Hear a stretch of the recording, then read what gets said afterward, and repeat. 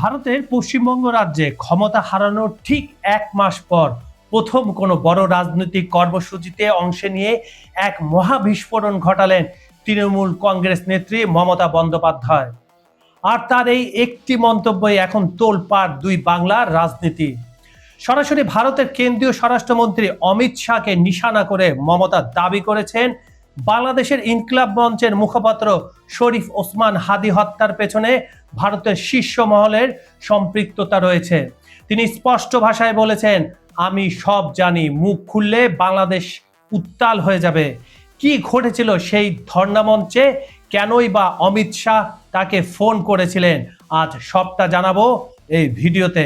গত মঙ্গলবার কলকাতার প্রাণকেন্দ্র ধর্মতলার ওয়াহাই চ্যানেলে আয়োজিত এক বিশাল ধর্ণা কর্মসূচি থেকে এই গুরুতর অভিযোগ তোলেন পশ্চিমবঙ্গের সাবেক হয়ে যাওয়া মুখ্যমন্ত্রী মমতা বন্দ্যোপাধ্যায়।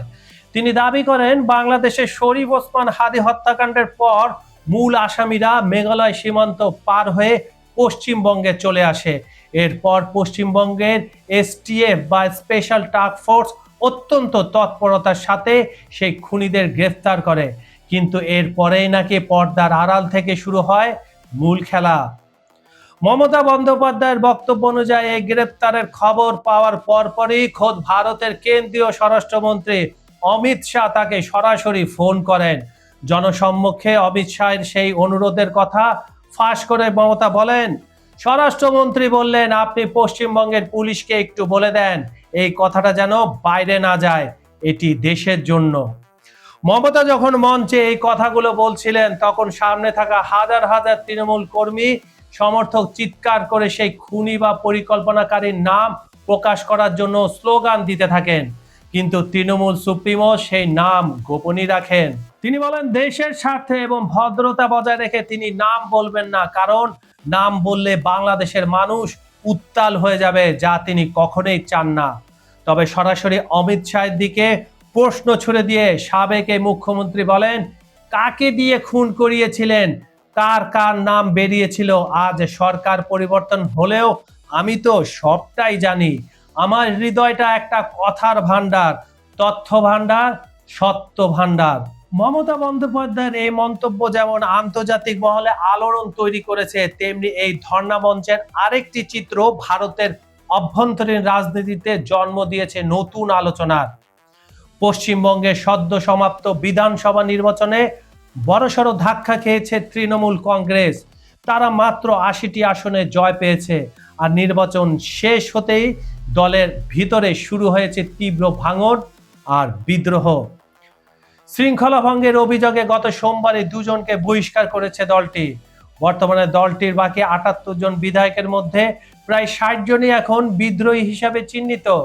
পরিস্থিতি কতটা বেগতিক তা বোঝা যায় মঙ্গলবারের এই ধর্ণা কর্মসূচির দিকে তাকালে। ভোট পরবর্তী অশান্তি, পুনর্বাসন ছাড়া হকার উচ্ছেদ কিংবা নিট পরীক্ষার জালিয়াতের মতো গুরুত্বপূর্ণ ইস্যুতে এই ধর্ণার ডাক দেওয়া হয়েছিল। দলনেত্রী মমতা বন্দ্যোপাধ্যায়ের কড়া নির্দেশ ছিল সবার উপস্থিতি থাকার, কিন্তু অবিশ্বাস্য হলো সত্য, দলের ৭৮ জন বিধায়কের মধ্যে সেদিন মাত্র ৬ জন বিধায়ক এই কর্মসূচিতে উপস্থিত ছিলেন। অর্থাৎ দলটির অভ্যন্তরীণ কোন্দল এখন পুরোপুরি প্রকাশ্যে এসে পড়েছে।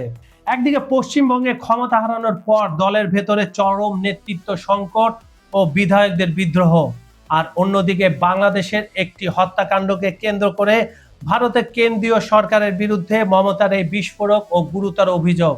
সব মিলিয়ে এই মুহূর্তে ওপার বাংলার রাজনীতি এক চরম উত্তেজনাকর পরিস্থিতির মধ্যে দিয়ে যাচ্ছে। মমতা বন্দ্যোপাধ্যায় দেশের স্বার্থে নাম না বললেও তার এই তথ্য ভান্ডার ও সত্য ভান্ডারের হুঁশিয়ারি আগামী দিনে ভারতের রাজনীতিতে কতটা ঝড় তোলে, সেটাই এখন দেখার বিষয়।